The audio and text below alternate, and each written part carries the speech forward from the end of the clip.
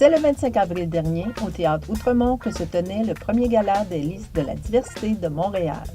Présenté par Média Mosaïque et Radio-Canada, ce gala vise à récompenser des artisans issus de différents domaines médiatiques qui ont fait valoir plusieurs aspects de la diversité, que ce soit l'origine ethnique, un handicap ou bien l'orientation sexuelle.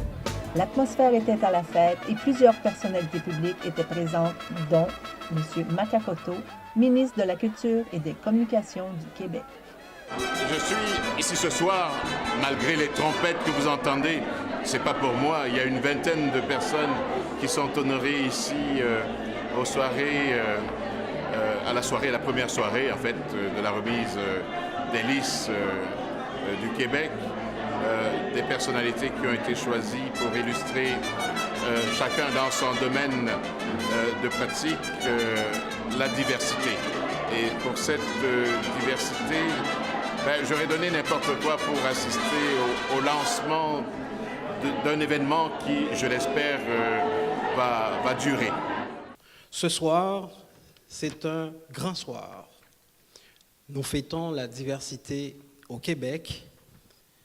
Et Après une allocution de Donald Jean, président fondateur du Gala des listes de la diversité, il y a eu une présentation officielle des lauréats du top 20 des plus grandes personnalités de la diversité de l'année 2012, du monde politique, des membres du corps diplomatique, des responsables de médias, de la communauté culturelle et du milieu des affaires.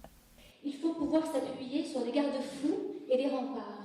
Et c'est cela que nous soulignons ce soir, et c'est un hommage à ces personnes-là que nous rendons ce soir, à ces garde-fous, à ces remparts, à ces artisans du vivre ensemble qui contribuent à construire la maison commune avec leurs mots, avec leurs images.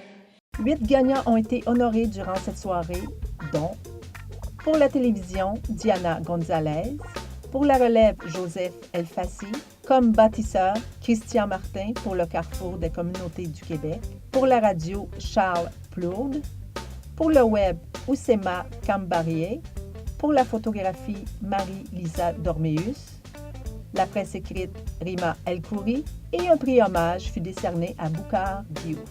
Mais pour moi, l'immigration, l'intégration à une nouvelle culture, c'est un phénomène actif. Ça nécessite du travail. C'est l'inverse de l'assimilation.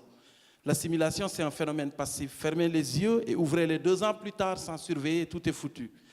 Mais pour s'intégrer à une nouvelle culture, il faut travailler. Et le moteur principal de l'intégration, c'est la langue, d'abord. La remise des prix fut agrémentée par la prestation de différents artistes issus de communautés diverses. Un premier gala réussi qui a permis de donner une grande visibilité à la diversité et qui promet une longue vie. Ici Hélène Meunier pour CUTV Montréal.